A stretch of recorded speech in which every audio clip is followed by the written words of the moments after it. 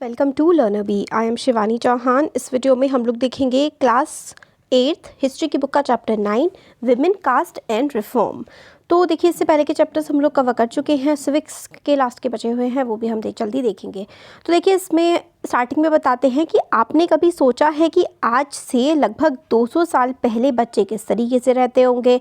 उन दिनों में ज़्यादातर गर्ल्स जो है मिडिल क्लास की, आज के टाइम पर नाउ डेज ज़्यादातर जो मिडिल क्लास की गर्ल्स हैं, ज़्यादातर लड़कियाँ स्कूल जाती हैं और वो लड़कों के साथ क्लास में पढ़ती हैं। जब हम बड़े हो रहे हैं तो हमने काफ़ी सारी चीज़ें सीखी हैं, है ना। और हमने ये देखा है कि हम लोग पहले स्कूल जाते हैं, फिर हम कॉलेज जाते हैं या फिर यूनिवर्सिटीज़ जाते हैं और उसके बाद जॉब लेते हैं। और लड़कियां भी ऐसा ही करती हैं कि पहले उन्होंने पढ़ाई करी, फिर यूनिवर्सिटी कॉलेज वगैरह गई और फिर जॉब करी। और फिर एडल्ट्स जब होते हैं 18 की एज से पहले, अभी तो 18 की एज के बाद मैरिज कर सकते हैं। अब शायद लॉज में कुछ बदलाव आ जाए समय के साथ साथ, तो मे बी और ज़्यादा एज बढ़ा दी जाए। तो they have to be adult before they are legally married. तो एडल्ट होना ज़रूरी है लीगली मैरिज करने के लिए। लॉ के अकॉर्डिंग वो किसी से भी शादी कर सकती हैं लड़कियां, चाहे वो लड़की किसी भी लड़के से शादी कर सकती है, चाहे वो किसी भी कास्ट का हो, किसी भी कम्युनिटी का हो। और विडोज़ यानी कि जो विधवा हैं वो पुनर्विवाह दोबारा से शादी कर सकती हैं। सारी की सारी विमेन मैन के तरह ही वोट देती हैं और इलेक्शन में खड़ी भी हो सकती हैं। ऑफ कोर्स ये राइट्स जो हैं ये एक्चुअली हर किसी के पास नहीं हैं। ज़्यादातर लोगों के पास ये राइट्स है पढ़ने का, फिर उसके बाद जॉब करने का। राइट्स तो सबके पास है, मगर हर कोई इन राइट्स को अवेल नहीं कर पाता, इनका इस्तेमाल नहीं कर पाता है। ज़्यादातर जैसे कि जो बहुत ज़्यादा गरीब होते हैं वो अपने बच्चों को स्कूल में नहीं पढ़ा पाते हैं। पुअर जो हैं उनके पास लगभग आज के टाइम पे तो काफ़ी एक्सेस आ गई है एजुकेशन की, बट फिर भी बहुत ही पिछड़े इलाके हैं जहाँ पर बच्चे आज भी स्कूल नहीं जाते हैं। काफ़ी सारी फैमिलीज़ जो हैं वो, and in many families women can not choose there husband. तो काफ़ी सारी फैमिलीज़ में विमेन गर्ल्स के पास कोई हक नहीं होता कि अपने हस्बैंड को खुद चूज़ करे, जो फैमिली उनके लिए ला देती है या फिर उनको ज़बरदस्ती करनी पड़ती है। ऐसा भी आज भी हमारे समाज में चलता है 200 ईयर्स अगो, है ना। आज का समाज बहुत ज़्यादा बदल चुका है। हमारे पास as a family, as a person बहुत ज़्यादा इंडिपेंडेंस है, बहुत ज़्यादा हमें आज़ादी मिल चुकी है। आज से 200 साल पहले ना ही पढ़ने की आज़ादी थी, ना ही अपने तरीके से जीने की आज़ादी थी। आज बहुत बदलाव आ चुके हैं। लगभग 200 साल पहले चीज़ें बहुत अलग थी। ज़्यादातर जो है ना 5 साल 6 साल 10 साल 11 साल, आप समझ लो 11-12 साल की बच्ची की तो शादी होनी ही होनी है। छोटे छोटे बच्चों की शादियाँ कर दी जाती थी। और बोथ हिंदू हो या फिर मुस्लिम हो, उसमें दोनों धर्मों के आदमी जो हैं वो एक से ज़्यादा वाइफ रख सकते थे। आज तो कोई हिंदू मैंने एक से ज़्यादा वाइफ रखे तो वो इलीगल होता है ना। उस समय पर कोई भी सारे आदमियों को परमिशन थी कि वो कितनी भी वाइफ्स रख सकते हैं, कितनी भी शादियाँ कर सकते हैं। कुछ पार्ट कंट्री के ऐसे थे जहाँ पे विडोज़ वर प्रेज्ड। विडोज़ जो होती है विधवा, उनको प्रेज़ किया जाता था, उनकी तारीफ़ें होती थी कि अगर वो अपने पत्नी, जैसे कि पत्नी है, उसका पति मर गया है, अगर पत्नी अपने पति की चिता में जिंदा जल जाए तो बहुत ही उसको अच्छा माना जाता था, उसकी तारीफ़ें की जाती थी और कहा जाता था ये तो सती है। सती की पिक्चर जो है यहाँ पर ड्रॉ की गई है। तो एक ऐसी प्रैक्टिस थी जो कि It was one of the many pictures of sati painted by European artists who came to India. The practice of sati was seen as evidence of barbarianism of the East. तो practice of sati एक औरत को जिंदा जला देना उसके पति के चिता में एक बहुत ही बर्बर और एक बहुत ही ख़राब चीज़ की तरह देखा गया यूरोपियंस के द्वारा। बिल्कुल सही बात है। आप खुद सोचिए, एक औरत को जिंदा जलाया जा रहा है और लोग खड़े हुए देख रहे हैं, तमाशा देख रहे हैं। इस तरीके के रिचुअल्स हमारे देश में हुआ करते थे। आज तो ऐसा कोई नहीं कर सकता। और विमेन जो कि मरती ही इस तरीके से, उनको सती कहा जाता था और कहा जाता था ये तो वर्चुअस वुमेन है, ये तो बहुत ही अच्छी औरत है। विमेन के पास प्रॉपर्टी का कोई भी राइट नहीं था।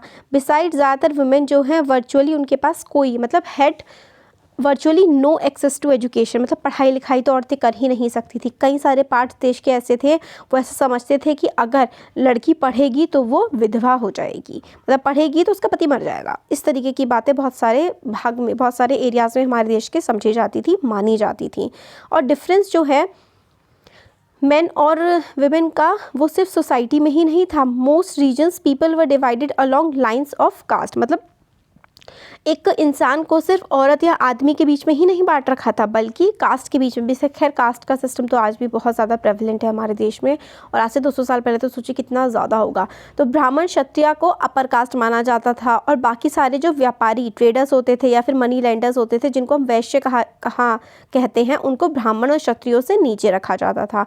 जैसे कि हमारे हिंदू धर्म में 4 वर्ण है ना, ब्राह्मण, क्षत्रिय, वैश्य और शूद्र। तो मतलब कहते थे, ऐसा माना जाता था पहले कि भाई जो ब्राह्मण हैं और क्षत्रिय हैं ये तो ऊंचे हैं, और जो वैश्य और शूद्र हैं, मतलब वैश्य ब्राह्मण और क्षत्रियों के नीचे हैं, और शूद्र तो बिल्कुल ही नीचे हैं, वो तो मतलब बात ही नहीं करनी चाहिए उनसे। तो ब्राह्मण क्षत्रिय थे उनको अपर कास्ट मानते थे, और ट्रेडर्स, व्यापारी, मनी लेंडर, वो वैश्य, उनको ब्राह्मण क्षत्रियों से नीचे माना जाता था। और पीजेंट्स हो गए, आर्टिसंस हो गए, वीवर्स, पॉटर्स, इनको हम लोग क्या यार, हम लोग तो मतलब आज के समय पे तो ये सब चीज़ें होनी ही नहीं चाहिए। पहले ज़माने में इनको शूद्र कहा जाता था। जो वीवर्स मतलब बुनकर होते थे या फिर घड़ा बनाने वाले होते थे, इन सबको कहा जाता था शूद्र हैं ये। और eight the lowest rung were those who labour to keep cities and villages clean or worked at jobs that upper caste considered polluting। तो मतलब कुछ ऐसी जॉब्स भी होती थी, सबसे नीचा उनको समझा जाता था, जो अपर कास्ट समझती थी ये तो बहुत ही गंदा काम है, जैसे कि टॉयलेट साफ़ करने का काम, नालियाँ साफ़ करने का काम। और अपर कास्ट कहती थी कि भाई ये तो हमें पल्यूट कर देंगे, अगर ये हमारे आसपास भी आ जाएंगे हमें गंदा कर देंगे। और इससे क्या होता था, it could lead to the loss of caste status.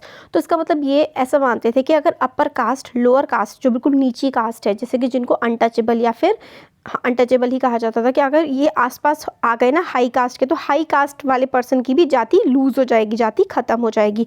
तो अपर कास्ट जो थे ना, वो अनटचेबल्स को बहुत ही मतलब the upper caste also treated many of these groups at the bottom as untouchable. मतलब छुआछूत के होते ना, छुआछूत की जो वो है प्रथा थी, वो अनटचेबल्स जो बिल्कुल नीचे काम करते थे, साफ़ सफाई करने वाले, उनको बहुत बुरा समझा जाता था। उनको टेम्पल्स में आना भी अलाउड नहीं था, उनको कुएं से पानी भरना भी अलाउड नहीं था। जहाँ पर अपर कास्ट के लोग जिस कुएं से पानी भरते थे ना, उस कुएं से अनटचेबल लोग पानी नहीं भर सकते थे। और तालाबों में नहाने की मनाही थी, जहाँ पर अपर कास्ट नहाते थे। और they were seen as inferior human beings. तो जो अनटचेबल्स थे उनको इन्फीरियर ह्यूमन बींग्स की तरह समझा जाता था, कि मतलब ये तो निचले दर्जे के वो हैं, ह्यूमंस है। Over the 19th and 20th century many of these norms and perspective slowly change. तो 19th और 20th सेंचुरी, 21st सेंचुरी में तो ये सब चीज़ें काफ़ी ज़्यादा बदल चुकी हैं। तो 19th 20th सेंचुरी में चेंजेस काफ़ी ज़्यादा आने लगे थे। तो वर्किंग टुवर्ड चेंज, कैसे कैसे बदलाव आए। अर्ली 19th सेंचुरी के टाइम पर काफ़ी ज़्यादा डिबेट्स होती थी, डिस्कशंस होते थे कि जो सोशल कस्टम्स हैं, प्रैक्टिस हैं, ये मतलब इनका नया करेक्टर आना चाहिए, इनमें बदलाव आना चाहिए। एक इंपॉर्टेंट रीज़न ये था कि development of new forms of communication. तो इतने ज़्यादा 19th और 20th सेंचुरी में इतने ज़्यादा जो बदलाव आ रहे थे, वो इसलिए आ रहे थे क्योंकि नया फॉर्म ऑफ कम्युनिकेशन डेवलप हुआ था। जैसे कि कम्युनिकेशन का मतलब होता है, जैसे कि मैं अभी आपसे कम्युनिकेट कर रही हूँ, आप फ़ोन पे बात करते हैं, आप इंटरनेट चलाते हैं, आप यूट्यूब पे वीडियोस देखते हैं, है ना, ये एक फॉर्म ऑफ कम्युनिकेशन ही तो है। टीवी पे न्यूज़ देखते हैं, वो आपको बता रहे हैं और आप सुन रहे हैं, ये वन वे कम्युनिकेशन हो गया।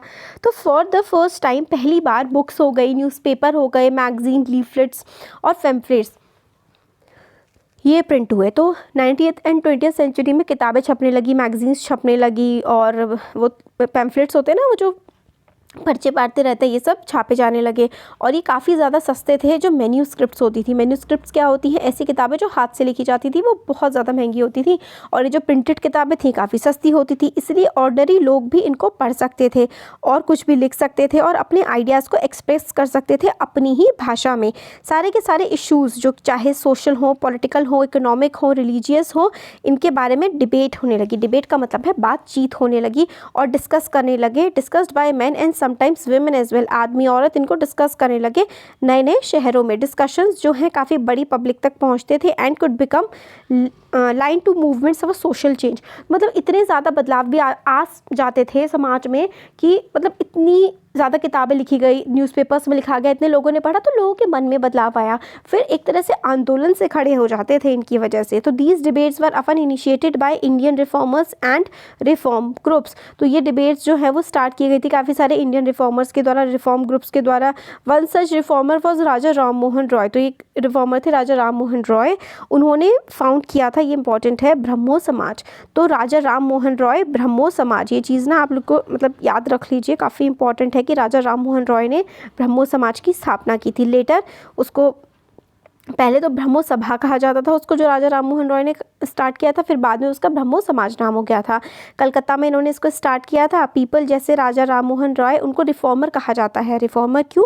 क्योंकि वो सोसाइटी में ज़रूरी बदलाव लेकर के आए और जो बुरी प्रैक्टिसेस थी उनको उन्होंने ख़त्म करने की कोशिश की। उन्होंने सोचा कि best way to ensure such changes was by persuading people. तो मतलब बेस्ट वे है कि भाई किस तरीके से ये जो बुरी बुरी प्रथाएं हैं, सती प्रथा जैसी, इनको ख़त्म किया जाए। तो उन्हें समझ में आया कि भाई लोगों को परसुएट करो कि भाई जो आपकी बुरी आदतें हैं इनको छोड़ो, ओल्ड प्रैक्टिसेस को छोड़ो और एक नया जीने का तरीका अपनाओ। तो परसुएट करो लोगों को कि आप जो कर रहे हैं ये गलत कर रहे हैं, समाज के लिए गलत है और हर किसी के लिए गलत है, और उससे लोग मान जाते हैं, कई बार कानून बनाने पड़ते हैं, है ना। तो Raja Ram Mohan Roy was in to spread.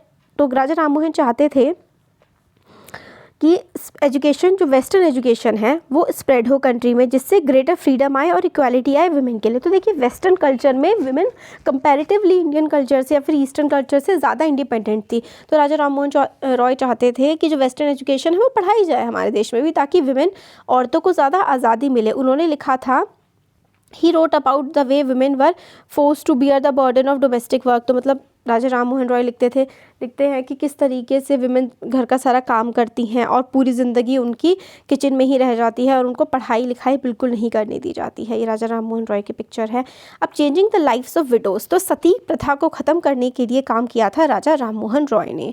और Raja Ram Mohan Roy particularly Raja Ram Mohan Roy was moved by the problem faced by widows in their lives. He began a campaign against practice of sati. तो सती प्रथा को ख़त्म करने के लिए इन्होंने बहुत काम किया था। राजा राम मोहन रॉय को बहुत सारी भाषाएं आती थी, संस्कृत, पर्शियन और लैटिन और बहुत फ्रेंच, इंग्लिश, बहुत सारी भाषाएं इनको आती थी। इनको पॉलीग्लॉट बोला जाता है, जिसको बहुत सारी भाषाएं आती हों।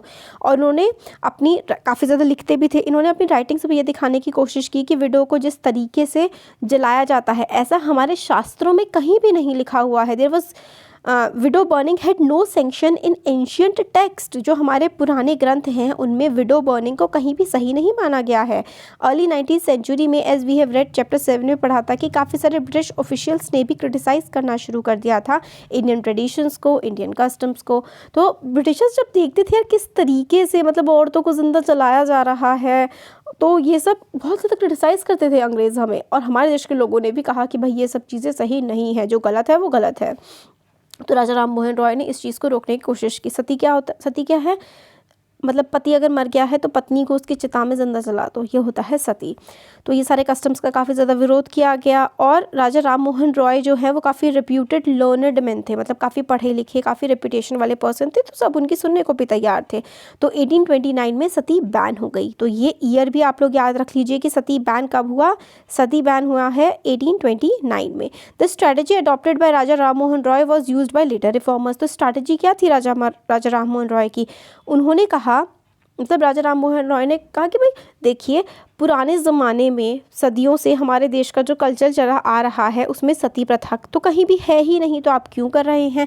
हमारे पुराने स्क्रिप्चर्स में, हमारे ग्रंथों में कहीं नहीं लिखा हुआ है सती के बारे में। तो यही चीज़ बाकी सारे रिफॉर्मर्स, जैसे कि विडो रीमैरिज कराने के लिए, लड़कियों को पढ़ाने के लिए पुराने ग्रंथों का सहारा लिया गया, लोगों को समझाने के लिए कि भाई हमारे समाज में ये सब होता था, आज जो कुरीतियाँ आ गई हैं ये पहले नहीं थी, इनको मत मानो। तो प्रैक्टिस जो थी पुराने ज़माने में एग्जिस्ट नहीं करती थी, तो इसलिए राजा राम मोहन रॉय ने लोगों को आराम से समझा दिया। अभी देखिए ज़रा हुक स्विंग फेस्टिवल। इसमें क्या होता है, काफ़ी ज़्यादा पॉपुलर फेस्टिवल है ये। इसमें एक अजीब सी सफरिंग दी जाती है और क्या किया जाता है, स्किन में आपके हाथ में हुक घुसा दिए जाते हैं और फिर उसको लटका दिया जाता है। यूरोपियन ऑफिशियल्स ने देखा कि भाई ये भी बहुत ख़राब है, और किसके हुक लगाए जाते हैं? दलित्स, जो गरीब लोग हैं, अनटचेबल्स जिनको माना जाता है, उनके हाथों में हुक लगा के उनको लटका दिया जाता है कि भाई तड़पो। तो कितना बारबरिक और कितनी ख़राब चीज़ है। तो इसमें एडवोकेट ऑफ सती मतलब opponent of sati. Advocate of sati का मतलब होता है कि सती के फेवर में कौन लोग थे, और सती को नापसंद करने वाले। सती कोई लड़की नहीं है, सती है एक प्रैक्टिस जिसमें औरत को जला दिया जाता है। तो इसमें जो सती के कहते हैं कि सती सही है, ये कहते हैं कि वुमेन जो है ना बाय नेचर इन्फीरियर होती है, मतलब वुमेन के अंदर दिमाग कम होता है और वो कोई भी काम नहीं कर सकती हैं सही से, उन पे भरोसा नहीं किया जा सकता। ज़्यादातर जो है अपनी मतलब अपने आप कुछ नहीं कर सकती, इसलिए अपने हस्बैंड की डेथ के बाद उनका कोई काम होता नहीं है दुनिया में, इसलिए उनको मर ही जाना चाहिए। और जो सती के अपोनेंट है वो कहते हैं कि आपने वुमेन को अपॉर्चुनिटी तो दी नहीं, आपने तो उन्हें पढ़ाया लिखाया ही नहीं, आपने उन्हें कोई घर के रसोई के अलावा उन्हें कोई काम करने ही नहीं दिया, तो आप कैसे कह सकते हैं कि वुमेन इन्फीरियर है। वुमेन को आप नॉलेज दें, विजडम दें, और फिर उसके बाद आप तय करें। क्योंकि अगर कोई आपने किसी इंसान को पढ़ाया फिर वो रिजल्ट नहीं ला रहा है तो आप कह सकते हैं वो इन्फीरियर है या फिर उसको समझ में नहीं आ रहा है। बट आप किसी को बिना पढ़ाए कैसे कह सकते हैं कि उसको कुछ समझ में नहीं आता है, वो नहीं पढ़ता है ना। तो ये बात है। अब ईश्वरचंद्र विद्यासागर के बारे में, तो सबसे पहले आप लोगों को याद रखना है कि सती प्रथा का अंत किसके एफर्ट्स की वजह से हुआ। वो हुआ राजा राममोहन रॉय के एफर्ट्स के बाद, और लॉ लाया गया था 1829 में सती प्रथा को ख़त्म करने के लिए। अब आते हैं एक और रिफॉर्मर के बारे में जो हैं ईश्वरचंद्र विद्यासागर। उन्होंने भी जो पुराने एंशियंट टेक्स्ट हैं, उन्होंने भी एंशियंट टेक्स्ट की हेल्प ली, पुरानी किताबों की या फिर पुराने ग्रंथों की हेल्प ली, ये दिखाने के लिए कि भाई हमारे देश में जो विधवा हैं उनका पुनर्विवाह हो सकता है, विडो रीमैरिज या फिर विधवा पुनर्विवाह किया जा सकता है। और ये सजेशन भी ब्रिटिश ऑफिशियल ने एक्सेप्ट कर लिया और लॉ पास कर दिया 1856 में विडो रीमैरिज को मतलब परमिट करने के लिए कि भाई विडोज़ रीमैरिज कर सकती हैं। और Those who were against the remarriage of widows opposed Vidyasagar and even boycotted him। तो कुछ लोग जिनको ये आइडिया बड़ा बुरा लग रहा था कि भाई विधवा दोबारा से शादियाँ कैसे कर सकती हैं, तो उन्होंने ईश्वरचंद्र विद्यासागर के इस आइडिया को बहुत ज़्यादा नकार दिया। तो ये डेट इंपॉर्टेंट है कि जो विडो रीमैरिज एक्ट कब लाया गया, 1856 में। और कमेंट में आप लोग बताएंगे मुझे कि सती एबॉलिशन एक्ट कब आया था। अभी 2 मिनट पहले ही मैंने आपको बताया था, तो वो भी याद रखना है। सेकेंड सेंचुरी के हाफ के बाद, मतलब second half of 19th century का जो बाद वाला टाइम था, और मूवमेंट चले कि विडो की दोबारा रीमैरिज होनी चाहिए अलग अलग पार्ट्स में। और तेलुगु स्पीकिंग वाला रीजन है मद्रास प्रेसिडेंसी का, उसमें वीरसलिंगम पंटलू, ये बिल्कुल नाम याद रखिए, वीरसलिंगम पंटलू, उन्होंने एक एसोसिएशन बनाई विडो रीमैरिज के लिए। तो ये सब क्वेश्चंस भी आ जाते हैं कि रीमैरिज के लिए एसोसिएशन तेलुगु स्पीकिंग एरियाज़ में किसने बनाई थी, तो वीरसलिंगम पंटलू ने ये एसोसिएशन बनाई थी। इसी time around the same time काफ़ी सारे इंटेलेक्चुअल्स जो हैं and reformers in Bombay pledged themselves to work for the same cause. तो काफ़ी सारे और भी लोगों ने प्लेज किया कि हम विडो रीमैरिज के लिए काम करेंगे। नॉर्थ इंडिया में स्वामी दयानंद सरस्वती ने एक एसोसिएशन बनाई आर्य समाज नाम की, ऑल्सो सपोर्टेड विडो रीमैरिज। तो ये कौन थे, ईश्वरचंद्र विद्यासागर, जिन्होंने ये सारा का सारा काम मेनली स्टार्ट किया था और जिनके एफर्ट्स की वजह से अंग्रेज़ों ने 1856 में विडो रीमैरिज एक्ट पास किया था। फिर ये ईश्वरचंद्र विद्यासागर का काम था।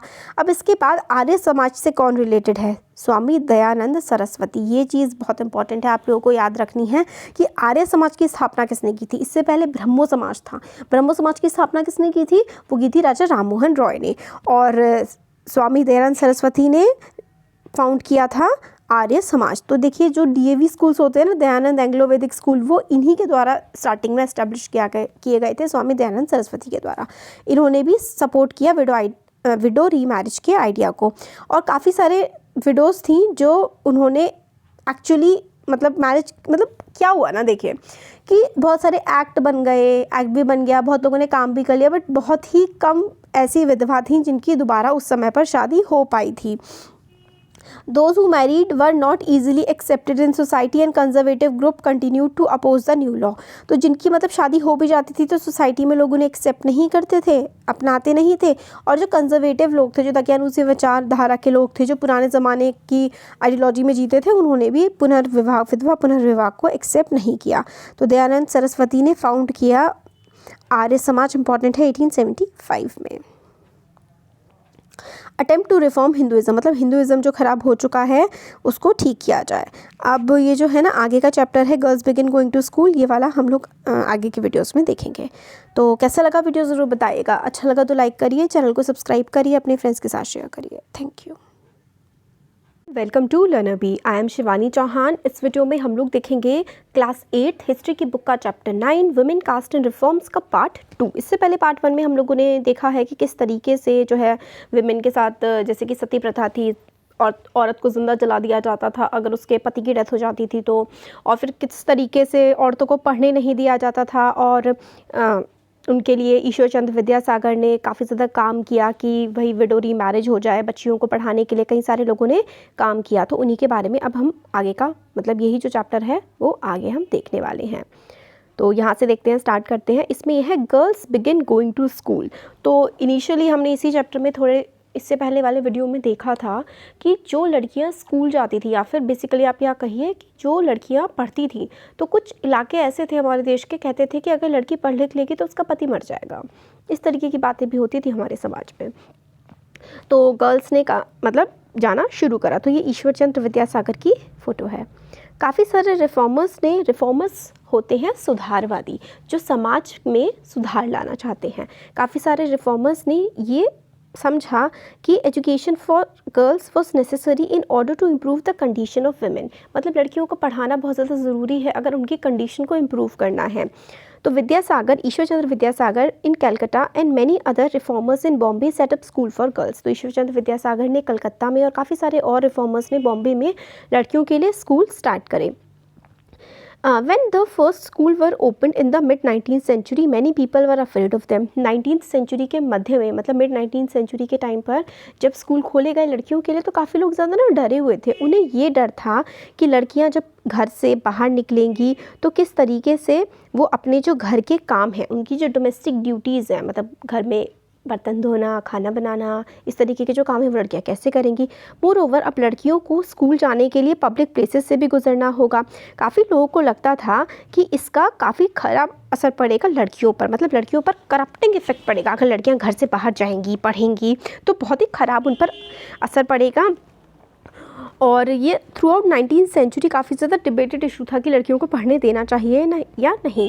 ज़्यादातर जो एजुकेटेड वुमेन थी उनको घर में ही पढ़ाया जाता था उनके लिबरल फादर्स या फिर हस्बैंड्स के द्वारा। तो या तो लड़कियों को उनके पिता पढ़ाया करते थे या फिर जिन लड़कियों की शादी हो जाती थी उनके पति उनको पढ़ाया करते थे। ज़्यादातर ऐसे ही होता था, या फिर कई बार लड़कियाँ खुद ही पढ़ लेती थीं, खुद ही शिक्षित हो जाती थी। ऐसा ही एक एग्जाम्पल है राज सुंदरी देवी का, जिसमें हमने पिछले साल पढ़ा था ना कि राज सुंदरी देवी ने खुद ही मतलब उनके बेटे को जो एक टीचर पढ़ाने आते थे, उन्होंने अल्फ़ाबेट सीखे, फिर एक किताब से उन अल्फ़ाबेट्स को मिलाया, फिर जोड़ जोड़ के पढ़ना सीखा। और she was one of those who secretly learn to read and write in a flickering light of candles at night.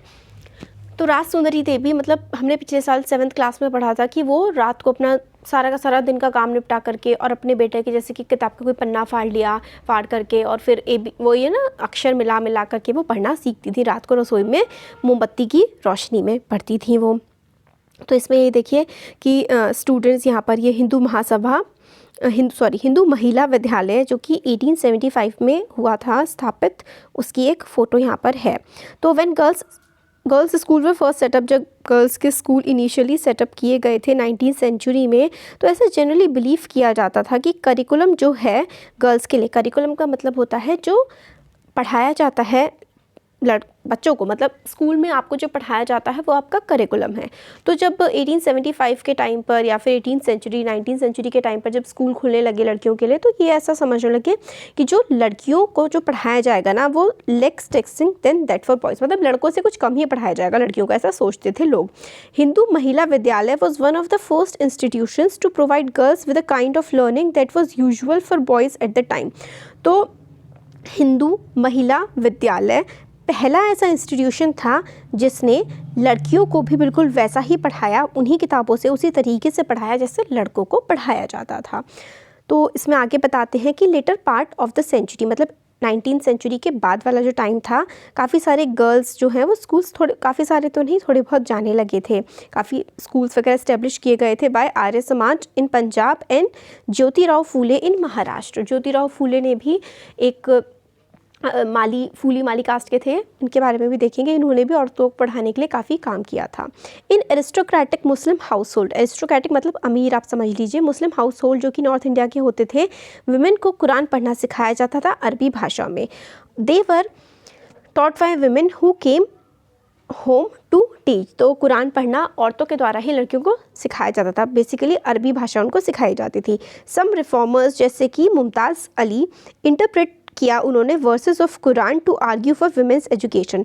तो कुछ कुरान की ही लिखी हुई जो कायदे या फिर जो भी होते हैं, वर्सेस बोलते हैं उन्हें इंग्लिश में, तो कुरान में जो कुछ लिखा गया था उससे ही इंटरप्रेट करके, उससे पढ़ करके बताया कि कुरान में ही लिखा गया है कि औरतों को पढ़ाया जाना चाहिए। The first Urdu novels began to be written from the late 19th century. तो लेट 19th सेंचुरी के बाद से उर्दू की नॉवेल्स भी लिखी जाने लगी, उपन्यास लिखे जाने लगे। इनमें से कुछ जो थे, these were meant to encourage women to read about religion and domestic management in a language they could understand.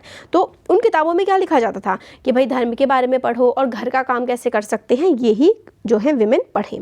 Women right about women, अब औरतों ने भी औरतों के बारे में लिखना शुरू कर दिया।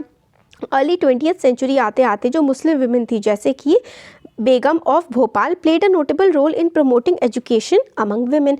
तो बेगम ऑफ भोपाल जो थी, उन्होंने भी काफ़ी इंपॉर्टेंट रोल प्ले किया कि भाई औरतें पढ़ सकें। उन्होंने प्राइमरी स्कूल्स बनाए अलीगढ़ में लड़कियों के लिए।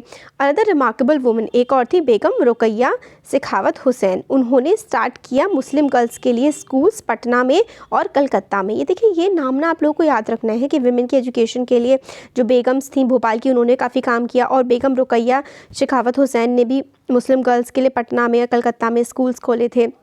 She was a fearless critic of conservative ideas.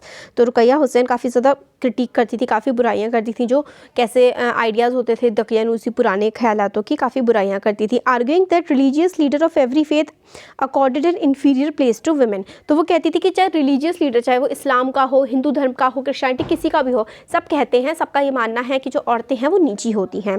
Bye 1880s Indian women began to enter universities. 1880s आते आते इंडियन वुमेन जो है यूनिवर्सिटीज़ में पढ़ने जाने लगी, कॉलेजेस में जाने लगी। कुछ जो हैं वो ट्रेंड डॉक्टर्स भी बन गई, कुछ टीचर बन गई। सम वुमेन जो हैं उन्होंने लिखना शुरू करा और उनके आइडियाज़ जो हैं वो पब्लिश होने लगे। Publish there critical views on the place of women in society. तो औरतें खुद औरतों के बारे में लिखने लगी कि किस तरीके से औरतों की कंडीशन सोसाइटी में कितनी ज़्यादा ख़राब है। Tarabai Shinde, a woman educated at home at Patna. तो ताराबाई शिंदे जो कि अपने घर पे ही पूना में उनको पढ़ाई लिखाई करवाई गई थी, उन्होंने एक पब्लिश करी किताब, इसका नाम था स्त्री पुरुष तुलना। स्त्री पुरुष तुलना मतलब स्त्री और पुरुष की तुलना के बारे में उन्होंने a comparison between men and women criticising the social differences between men and women. तो इन्होंने, ताराबाई शिंदे ने लिखा था कि किस तरीके से मैन और वुमेन में डिफरेंस होता है और उन्होंने क्रिटिसाइज़ किया था ये। और पंडिता रमाबाई के बारे में अब देखते हैं। पंडिता रमाबाई एक ग्रेट स्कॉलर थी संस्कृत की। स्कॉलर का मतलब उनको संस्कृत की काफ़ी अच्छी जानकारी थी। Felt that Hinduism was oppressive toward women and wrote a book about the miserable life of upper caste Hindu women. तो इन्होंने ये समझा, ये देखा कि जो वुमेन की लाइफ है ना हिंदूज़ जो अपर क्लास की जो वुमेन है उनकी हालत बहुत ही ज़्यादा ख़राब है। उन्होंने ये पाया कि विडोज़ जो हैं, she founded a widows home at Pune to provide shelters to widows who had been treated badly by their husbands' relatives। तो इन्होंने विधवाओं के लिए जैसे विधवा आश्रम बनाया, क्योंकि जो विधवा हो जाती है उनके रिलेटिव्स काफ़ी उनके साथ जैसे बुरा बर्ताव करने लगते हैं, तो एक विधवा आश्रम सा इन्होंने बनाया पंडिता रमाबाई ने। Here women were trained so that they could support themselves economically. तो मतलब वुमेन को ट्रेनिंग दी जाती थी ताकि वुमेन खुद को इकोनॉमिकली सपोर्ट कर सके, मतलब अपना खर्चा पानी वो सब ना चला सके। नीडलेस टू से all this more than alarm the Orthodox. मतलब जो ऑर्थोडॉक्स कौन होते हैं? देखिए, ऑर्थोडॉक्स वो होते हैं जो पुरानी विचारधाराओं को ज़्यादा इम्पोर्टेंस देते हैं। वो कहते हैं जो पुराने समय से चलता आया है वही ठीक है, बदलाव की ज़रूरत नहीं है। क्या क्या कहते थे? For instance, many Hindu nationalist felt that Hindu women were adopting western ways and that would corrupt Hindu culture and erode family values. तो काफ़ी सारे हिंदू नेशनलिस्ट जो थे, जो मतलब अपने धर्म को और ज़्यादा मानते थे, वो ये कहते थे कि जो औरतें हैं वो वेस्टर्न कल्चर, ये जो यूरोप का कल्चर है इसको फॉलो कर रही हैं और ये जो हिंदू कल्चर है ना, हमारे देश का कल्चर है, ये ख़त्म हो जाएगा। Orthodox Muslim were also worried about the impact of these changes. और ऑर्थोडॉक्स जो पुराने ख्यालों के मुसलमान थे उनको भी बड़ा दिक्कत होती थी और पुराने ख्याल के हिंदुओं को भी, मतलब हमारे देश के लोगों को बड़ी दिक्कत होती थी वुमेन के घर से बाहर निकल करके पढ़ने से या काम करने से। As you can see, by the end of 19th century, women themselves were actively working for reform। women ने खुद ही रिफॉर्म के लिए, क्योंकि पढ़ लिख गई थी, तो रिफॉर्म के लिए, बदलाव के लिए काम करना शुरू कर दिया। उन्होंने किताबें लिखी, मैगजीन्स को एडिट किया, स्कूल बनाए, ट्रेनिंग सेंटर्स बनाए, वुमेन्स एसोसिएशंस बनाई, मतलब ताकि वुमेन की एम्पावरमेंट हो सके। अर्ली 20th सेंचुरी आते आते they formed political pressure groups to push through laws for female suffrage. तो पॉलिटिकल प्रेशर ग्रुप्स बनाए काफ़ी ज़्यादा और through laws for female suffrage. Female suffrage का मतलब है कि आंदोलन करना शुरू कर दिया औरतों ने कि विमेन को भी वोट देने का अधिकार हो, पहले नहीं दिया जाता था, तो वोट देने का अधिकार हो विमेन को, इसके लिए भी ग्रुप्स वगैरह बनाए गए। एंड बेटर हेल्थ केयर, उनको हेल्थ केयर अच्छी मिले और एजुकेशन मिले विमेन को, इसके लिए भी काफ़ी काम किए गए। कुछ विमेन ने ज्वाइन करे काफ़ी सारे nationalist and socialist movement from 1920s। 1920 से तो बहुत ज़्यादा बाढ़ सी आ गई थी, काफ़ी सारे मूवमेंट्स चलाए जा रहे थे और औरतों के लिए काफ़ी लोग काम कर भी रहे थे। In the 20th century leaders such as Jawaharlal Nehru, Subhash Chandra Bose lend their support to the demands for greater equality and freedom for women. तो जवाहरलाल नेहरू, सुभाष चंद्र बोस, इन्होंने भी कहा कि भाई वुमेन को इक्वालिटी होनी चाहिए मैन के बराबर। नेशनलिस्ट लीडर्स ने प्रॉमिस किया कि there would be full suffrage for all man and women after independence. Full suffrage का मतलब है सफरेज, सफर नहीं, ऐसा कुछ नहीं है इसमें। वो सफरेज का मतलब होता है वोटिंग राइट, सबको वोटिंग राइट मिलेगा, ऐसा हमारे देश के नेताओं ने कहा था आज़ादी के बाद, और हुआ भी ऐसा ही। जिस दिन से हमारा देश आज़ाद हुआ उस दिन से हर एक वयस्क, एक एडल्ट के पास राइट टू वोट है, चाहे वो अमीर हो, गरीब हो, औरत हो, आदमी हो, दैट डजंट मैटर्स, उसके पास वोट, राइट टू वोट है, वो इलेक्शंस में वोट दे सकता है, इलेक्शन में खड़ा भी हो सकता है या हो सकती है कोई भी। हाउएवर अगर वो इस देश के नागरिक है तो। However, till then they asked women to concentrate on the anti-British struggles। तो उस समय पर ये चाहते थे कि अंग्रेज़ों के खिलाफ ही ज़रा विमेंस भी काम करें। लॉ अगेंस्ट चाइल्ड मैरिज, तो चाइल्ड मैरिज के अगेंस्ट भी कानून बनाए गए थे। अब देखिए, with the growth of women's organisations in writing on these issues the momentum for reform gained strength. तो क्या हुआ था, विमेन ऑर्गेनाइजेशंस काफ़ी ज़्यादा बनाई जाने लगी थी, तो इनके मोमेंटम बढ़ गया, मतलब तेज़ी आ गई थी काफ़ी ज़्यादा रिफॉर्म्स में, मतलब काफ़ी अच्छे अच्छे काम औरतों के लिए होने लगे थे। People challenged another established custom that of child marriage. अब जो बाल विवाह होता था इसको भी मतलब रोकने की बात की गई। There are a number of Indian legislators in the central legislative assembly who fought to make a law preventing child marriage. तो चाइल्ड मैरिज को रोकने के लिए भी कानून बनाए गए। 1929 the child marriage restraint act was passed without the kind of bitter debates and struggles that earlier laws had seen. तो 1929 में, इससे पहले जो सती प्रथा को रोकने का एक्ट था और विडो रीमैरिज का एक्ट था, उसको मतलब काफ़ी ज़्यादा उसका विरोध हुआ था। पर 1929 आते आते जब चाइल्ड मैरिज को मतलब बाल विवाह को रोकने के लिए कानून बनाया गया तो उसमें ज़्यादा कोई विरोध नहीं हुए। इस एक्ट के अकॉर्डिंग कोई भी आदमी जिसकी उम्र 18 से कम है और कोई भी औरत जिसकी उम्र 16 से कम है वो शादी नहीं कर सकते। और बाद में आज के टाइम में क्या है, 21 साल का लड़का या फिर 18 साल की लड़की जो है शादी, इससे कम की एज के शादी नहीं कर सकते। और अब ये एज और भी ज़्यादा बढ़ने वाली है। धीरे लॉ लाने की कोशिश की जा रही है कि 21 दोनों के लिए कर दी जाए, मतलब 21 ही वीमेन के लिए कर दी जाए और 21 ही मैन के लिए कर दी जाए शादी की। जिस तरीके के लॉज हो सकता है जल्दी ही आ जाएं। तो इस पिक्चर में ब्राइड देखिए, वो मतलब कितनी छोटी है और लड़का कितना बड़ा है ना। अब caste and social reforms, caste और सोशल रिफॉर्म्स में किस तरीके से काम किए गए। तो some of the social reformers we have been discussing also criticise caste and equalities. ये सारे रिफॉर्मर्स जो है इन्होंने धर्म में जो ये जातीय प्रथा है इसको बहुत क्रिटिसाइज़ किया। Raja Ram Mohan Roy translated an old Buddhist text that was critical of caste. तो राजा राम मोहन रॉय को काफ़ी सारे भाषाओं का ज्ञान था ना, तो एक बुद्धिस्ट टेक्स्ट था, मतलब एक लेख था, उन्होंने उसको ट्रांसलेट किया और उसमें बताया गया कि किस तरीके से जो जाति प्रथा है ये ठीक नहीं है। The प्रार्थना समाज adhered to the tradition of bhakti that believed in spiritual equality of all caste। तो प्रार्थना समाज एक मतलब जैसे कि आर्य समाज इस तरीके के प्रार्थना समाज भी था, तो उन्होंने कि भक्ति करो और स्पिरिचुअल इक्वालिटी होनी चाहिए। मतलब जो ये प्रार्थना समाज था ये कहता था कि हर कास्ट, हर धर्म सब बराबर हो। बॉम्बे में the Paramhans Mandali was founded in 1840 to work for the abolition of caste. Bombay में परमहंस मंडली की भी स्थापना की गई 1840 में ताकि कास्ट को एबॉलिश कर दिया जाए। Many of these reformers and members of reform association were people of upper caste. तो ज़्यादातर ये जो रिफॉर्म एसोसिएशन बनाई जा रही थी अपर कास्ट के लोग ही कास्ट सिस्टम को ख़त्म करने के लिए बना रहे थे। Often in secret meetings these reformers would violate caste taboos on food and touch in efforts to get rid of the hold of caste prejudice in their life. तो इसमें क्या होता था कि इनकी जो मीटिंग्स होती थी ना कास्ट सिस्टम को हटाने के लिए, ये जो दूसरी जैसे कि कुछ अपर कास्ट होती है सो कॉल्ड हमारे देश में, कुछ लोगों को नीची कास्ट का माना जाता है, तो नीची कास्ट वाले ऊंची कास्ट वाले साथ मिल करके बैठ के खाना खाते थे, एक दूसरे से हाथ मिलाते थे। तो पहले ये सब टैबू था, मतलब ये सब करना बहुत ही बड़ा अपराध माना जाता था कि आप किसी दूसरी कास्ट के नीची कास्ट के पर्सन के साथ बैठ करके खाना खा रहे हैं, उससे बात कर रहे हैं, बहुत ही बड़ा अपराध होता था पहले ज़माने में। तो ये लोग ये सब कस्टम्स को तोड़ने के लिए यही किया करते थे। और आज देखिए कास्ट सिस्टम काफ़ी हद तक काफ़ी कम हो चुका है, पहले के ज़माने से तो बहुत ज़्यादा कम हो चुका है। There were also others who question the injustice of caste social order. तो काफ़ी सारे थे जो क्वेश्चन करते थे कि भाई क्या है ये कास्ट ऑर्डर में। During the course of the 19th century Christian missionaries begin setting up schools for tribal groups and lower caste children. तो क्रिश्चियन मिशनरीज कौन होते हैं? तो देखिए ज़्यादातर जब अंग्रेज़ हमारे देश पे राज कर रहे थे तो वही क्रिश्चियन कंट्री है, तो वहाँ से काफ़ी सारे मिशनरीज़ आते थे। मिशनरीज़ जो बेसिकली क्या चाहते थे कि हमारे देश के लोग अपना धर्म परिवर्तन करके क्रिश्चियन बन जाएं। तो उन लोगों ने ट्राइबल बच्चों के लिए और लोअर कास्ट के चिल्ड्रन के लिए स्कूल्स खोले और उनको काफ़ी रिसोर्सेज वगैरह दिए गए, उनको पढ़ाया गया ताकि वो आगे बढ़ सके। At the same time poor began leaving their villages to look for the job. तो लोग अपने गाँव छोड़ करके जॉब ढूंढने के निकल पड़े। That were opening up in the cities. जो कि सिटीज़ में नई नई जॉब आ रही थी, उसको जॉब पाने के लिए लोग गांव से शहरों की तरफ जाने लगे, फैक्ट्रीज़ में काम करने लगे, जॉब्स म्यूनिसिपैलिटीज़ में लेने लगे। You have read about the expansion of cities in chapter 6। Chapter 6 में हमने पढ़ा है कि किस तरीके से जो सिटीज़ हैं वो फैली थी। Think of the new demand of labour that this created. तो बड़े बड़े शहर बन रहे थे तो डिमांड लेबर की काफ़ी ज़्यादा आ रही थी। ड्रेन्स हैड टू बी डग। मतलब ड्रेन्स का मतलब होता है जहाँ से पानी निकाला जा सके, उनको खोदना था।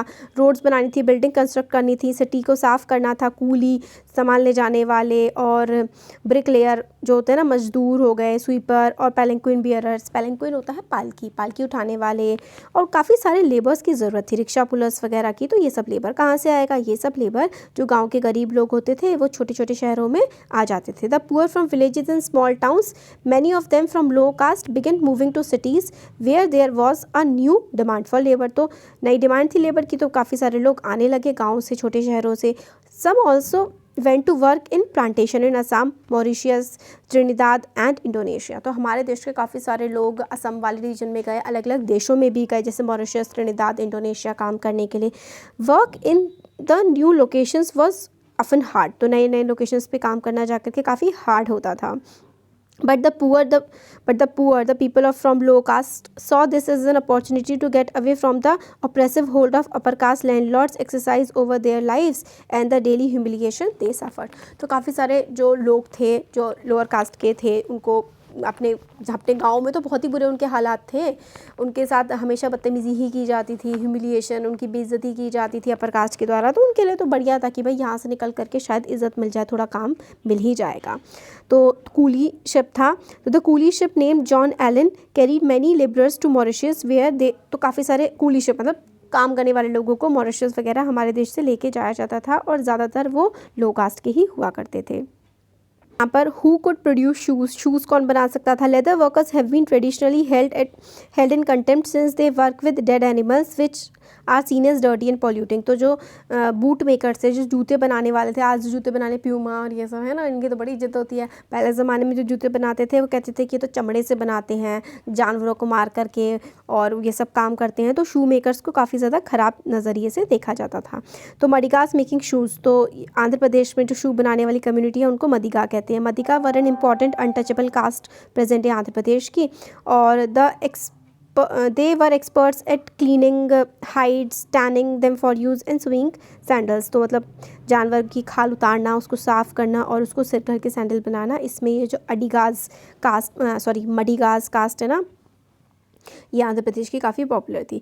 तो there were other jobs too, काफ़ी सारी और जॉब्स भी थी शहरों में, जैसे कि the army for instance offered opportunities. Number of Mahar people who were regarded as untouchable found jobs in Mahar regiment. तो एक अंग्रेज़ों ने माहर रेजिमेंट बना दी उसमें आर्मी में, तो माहर रेजिमेंट में काफ़ी सारे जो अनटचेबल समझे जाते थे उनको जॉब मिलने लगी। जो फादर थे बी आर अम्बेडकर के, वो लीडर थे दलित मूवमेंट के, taught at an army school. The father of B R Ambedkar, the leader, मतलब बी आर अम्बेडकर के फादर भी थे, वो भी मतलब इसके एक तरह से लीडर थे दलित मूवमेंट के, वो आर्मी स्कूल में पढ़ाया करते थे।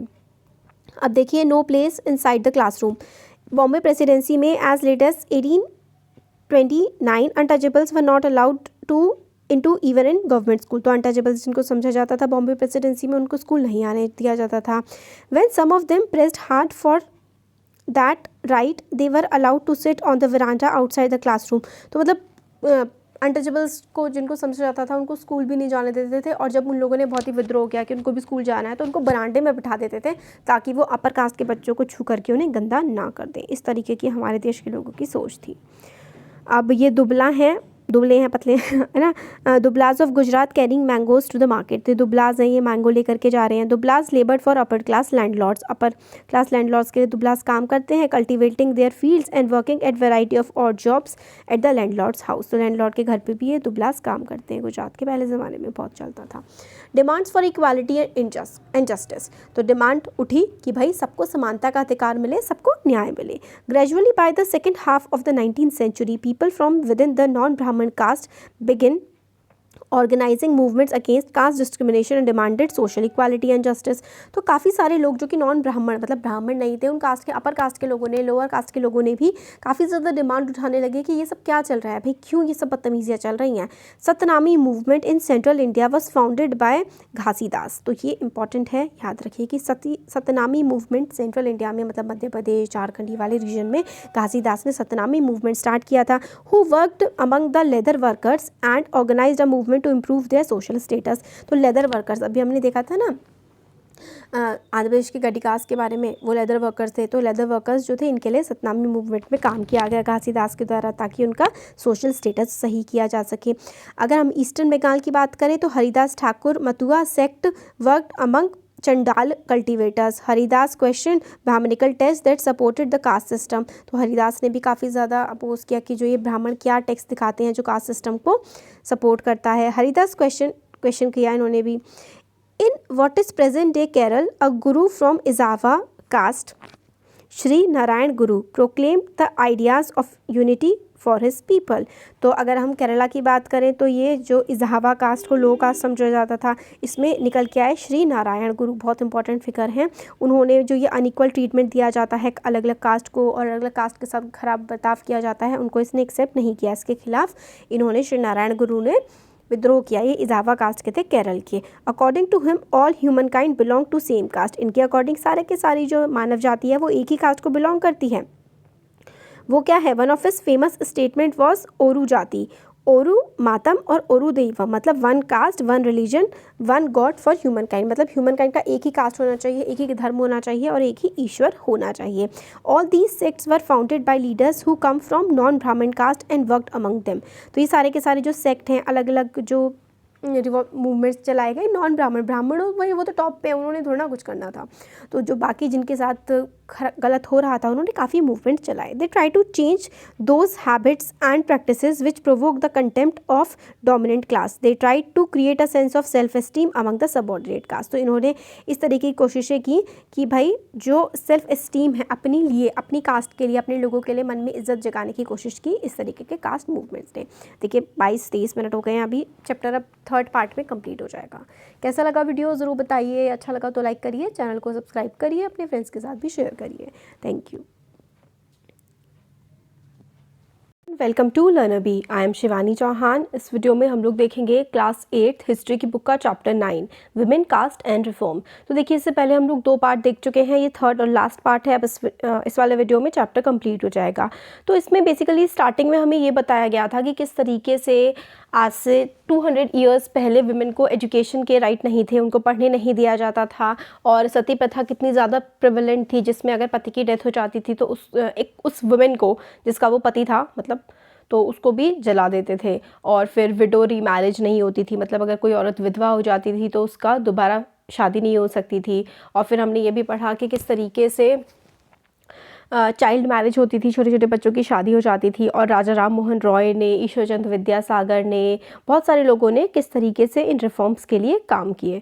तो आगे हम लोग यहाँ से स्टार्ट करते हैं। ये इनके अब हम देखते हैं गुलामगिरी। गुलामगिरी किसने लिखी थी, क्या था इसमें, ये सारे का सारा हम इसमें कवर करते हैं यहाँ से। तो one of the most vocal among the low caste leaders was Jyotirao Phule. तो मोस्ट वोकल मतलब जो सबसे ज़्यादा बात करते थे लो कास्ट के बारे में, नीची जाति के बारे में। मतलब देखिए नीची जाति ऊंची जाति क्या होता है, ये हम लोगों के बनाए हुए टर्म्स हैं। तो ज्योतिराव फूले काफ़ी ज़्यादा लो कास्ट के बारे में बात किया करते थे। उनका जो बर्थ हुआ था, जन्म हुआ था 1827 में ही हुआ था। He studied in school setup bye Christian missionaries. तो उन्होंने जो क्रिश्चियन मिशनरीज, इससे पहले मैंने वीडियो में बताया था आपको कि क्रिश्चियन मिशनरीज कौन होते हैं, जो अपने धर्म को फैलाने का काम करते हैं। मतलब क्रिश्चियन, ऐसे क्रिश्चियन लोग जो आप दूसरों को कन्वर्ट करने का चाहते हैं कि मतलब वो क्रिश्चियनिटी में कन्वर्ट हो जाएं। तो ज्योतिराव फूले ऐसे क्रिश्चियन मिशनरीज़ के स्कूल में पढ़े थे। जब वो बड़े हुए तो उन्होंने अपना एक आइडिया डेवलप किया कि किस तरीके से इनजस्टिस होता है, अन्याय होता है कास्ट, लोअर कास्ट में सोसाइटी के द्वारा कितना ज़्यादा अन्याय किया जाता है। He set out to attack the Brahmans claim that they were superior to other. तो ज्योतिराव फूले इस बात पर अटैक करते थे कि ब्राह्मण बोलते थे कि वो बाकी सब लोगों से सुपीरियर हैं, ऊपर हैं, क्योंकि वो ब्राह्मण खुद को आर्यंस कहते थे। फूले आर्ग्यू करते हैं कि आर्यंस जो थे वो फॉरेनर्स थे, वो तो विदेशी थे जो बाहर से आए थे और सब कॉन्टिनेंट में हमारे देश में आकर के बस गए थे। और हमारे देश के मतलब जो भारत के देश के सच्चे ट्रू चिल्ड्रन थे ना, उनको हरा करके आर्यंस यहाँ पर बस गए थे, तो वो ऊँचे कैसे हो सकते हैं। Those who had lived here from before the coming of Aryans, as the Aryans established their dominance, they begin looking at the defeated people as inferior as low caste people। तो ज्योतिराव फूले कहते हैं कि जो आर्यंस बाहर से आए, बाहर से आने के बाद उन्होंने यहाँ पे जो इंडिया के एक्चुअल इनहेबिटेंट्स थे, जो इंडिया में पहले से रह रहे थे, उन लोगों को आर्यंस ने हरा दिया। और जिनको उन्होंने हराया, यहाँ के लोगों को, उनको नीची जाति वो बोलने लगे। फूले के अकॉर्डिंग अपर कास्ट के पास कोई भी राइट नहीं है लैंड का या फिर पावर का। इन रियलिटी जो लैंड है, ज़मीन है, वो बिलोंग करती है इंडिजिनस पीपल को। इंडिजिनस का मतलब होता है आप इंडिजिनस हैं उस लैंड के जहाँ पर आप सदियों से रह रहे हैं। मतलब आप कैसे रह सकते हैं, आपकी फैमिली रह रही है, आपके दादा परदादा, उससे भी पहले के लोग, आपकी फैमिली जनरेशन से अगर किसी जगह पर रह रही है तो आप उसके इंडिजिनस हो गए। तो इंडिजिनस पीपल जो आज के लो कास्ट हैं, ऐसा ज्योतिराव फूले का मानना था कि जो लो कास्ट है वो इंडिया की एक्चुअली इनहेबिटेंट्स हैं और ये आर्यंस तो बाहर के आए हुए लोग हैं। फूले क्लेम करते थे कि आर्यंस के आने से पहले एक गोल्डन एज थी, when warrior peasants tilled the land and ruled the Maratha countryside in just and fair ways. तो वो कहते हैं कि आर्यंस के आने से पहले जो मराठा वाला रीजन है, कंट्री साइड मतलब गांव वाला इलाका जो है, वो अच्छे से रहता था, अच्छे से रूल करता था। चाहे वो लड़ाकू हों, मतलब जो देश के लिए लड़ते हैं, या फिर किसान, वो सब अच्छे से रहते थे, लैंड पे अपना काम करते थे।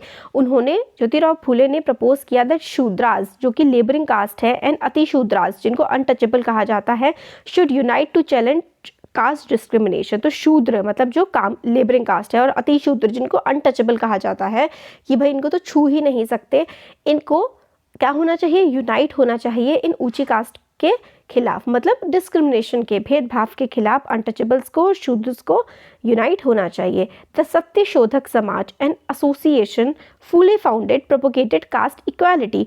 तो अब यहाँ पे इंपॉर्टेंट चीज़ आती है कि ज्योतिराव फूले ने सत्य शोधक समाज की स्थापना की थी, और ये किस लिए इसको फाउंड किया गया था, ताकि कास्ट इक्वालिटी को प्रोपोगेट किया जा सके, मतलब कि सारी की सारी जो कास्ट है वो इक्वल है, इस बात को फैलाती थी सत्य शोधक समाज, मतलब ये संस्था। अब 1873 में फूले ने एक किताब लिखी जिसका नाम था गुलामगिरी, meaning slavery, Ghulam. Some 10 years before this, the American Civil War had been fought, leading to the end of slavery in America। तो इन्होंने किताब लिखी थी 1873 में, किताब का नाम था गुलामगिरी, और 1873 से लगभग 10 साल पहले अमेरिका में सिविल वॉर हुआ था, और वहाँ पर जो गुलामी थी, स्लेवरी थी, उसको एबॉलिश कर दिया गया था, ख़त्म कर दिया गया था। फूले ने डेडिकेट की ये किताब उन सभी अमेरिकन्स को जिन्होंने स्लेवरी को फ्री करने के लिए लड़ाई लड़ी थी, दस establishing a link between the condition of lower cast in India and the black slaves in America.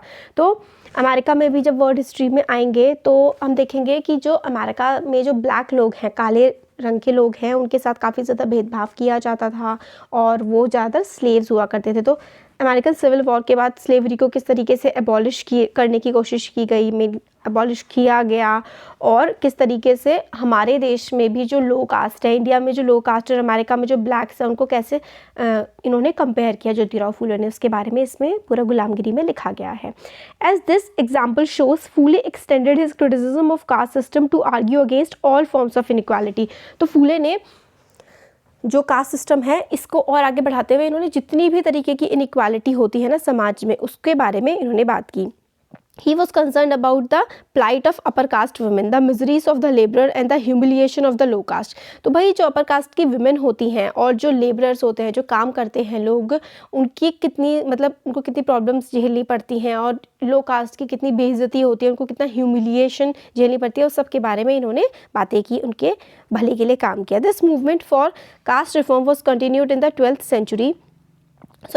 century by other great Dalit leader Dr. B.R. Ambedkar in the Western India and E.V. Ramaswamy Naikar in South। तो यही movement लो cast को आगे बढ़ाने का 20th century में doctor B.R. Ambedkar ने आगे बढ़ाया इसको, और E.V. रामास्वामी नाइकर ने साउथ इंडिया में लो कास्ट के लिए काफ़ी काम किया। अब हु कुड एंटर टेम्पल्स, तो टेम्पल्स में, मंदिरों में कौन एंट्री कर सकता है?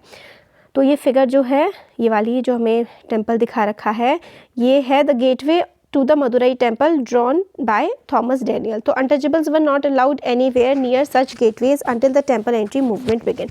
तो टेम्पल एंट्री मूवमेंट चलाए गए, मतलब पहले मंदिरों में शूद्रों को नहीं जाने दिया जाता था, नीची कास्ट को नहीं जाने दिया जाता था, तो ऐसे मूवमेंट्स चले कि टेम्पल जो है वहाँ पर सब जा सके।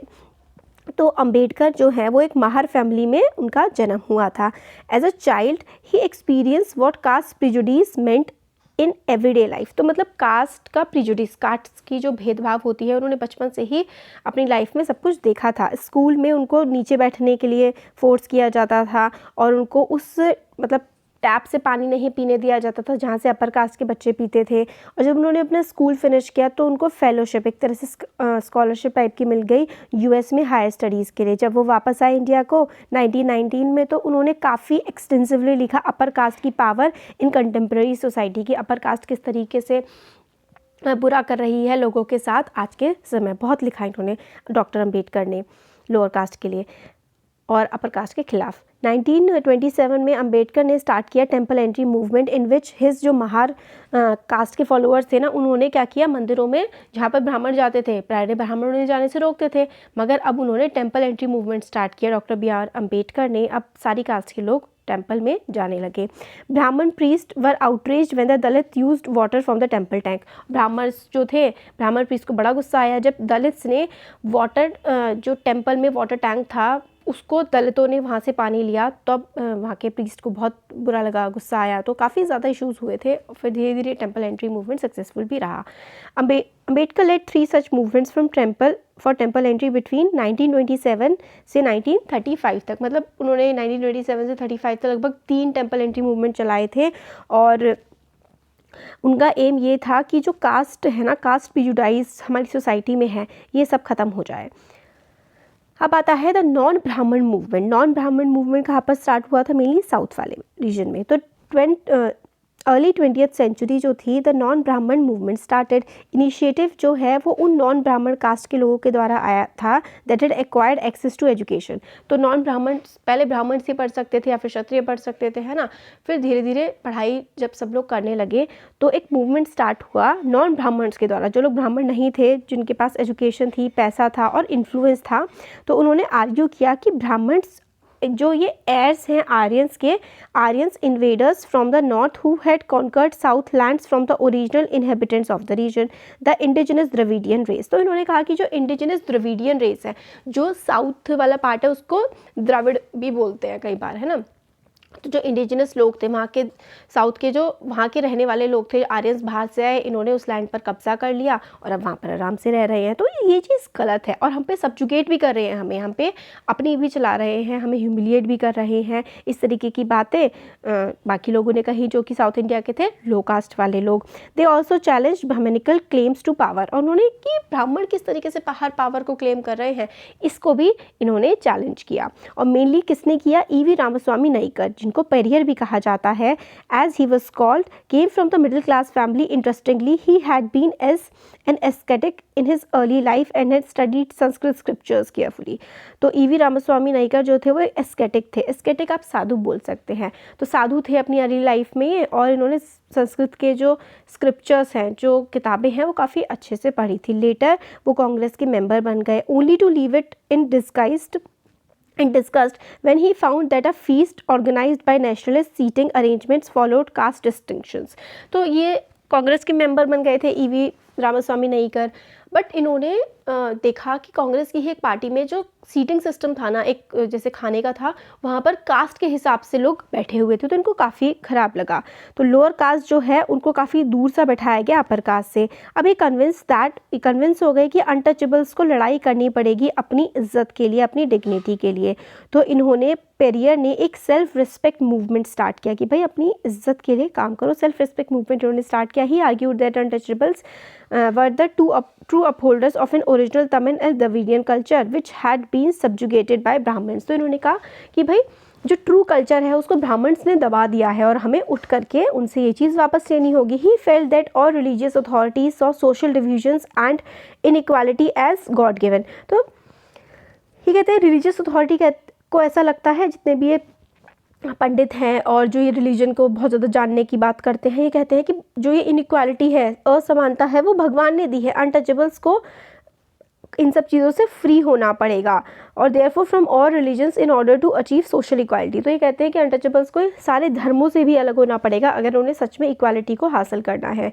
Periyar was an outspoken critic of Hindu scriptures. मतलब हिंदू स्क्रिप्चर्स की काफ़ी ज़्यादा बुराई करते थे ये, specially the codes of Manusmriti जो है उसकी काफ़ी बुराई करते थे. एंशियंट लॉ गिवर वो and the Bhagavad Gita and the Ramayana, Bhagavad Gita Ramayana सबकी बुराई करते थे. वो कहते थे कि ये जो टेक्स्ट है ना, उनको यूज़ किया है ब्राह्मण्स ने लोअर कास्ट पे अपनी डोमिनेशन को अपनाने के लिए, और मतलब मैन की डोमिनेशन को वुमेन पे प्रूव करने के लिए इन सब स्क्रिप्चर्स की बातें कही जाती है. These assertions did not go unchallenged. अब ये जो बातें ईवी रामास्वामी नायकर ने कहीं, ये अनचैलेंज तो गई नहीं.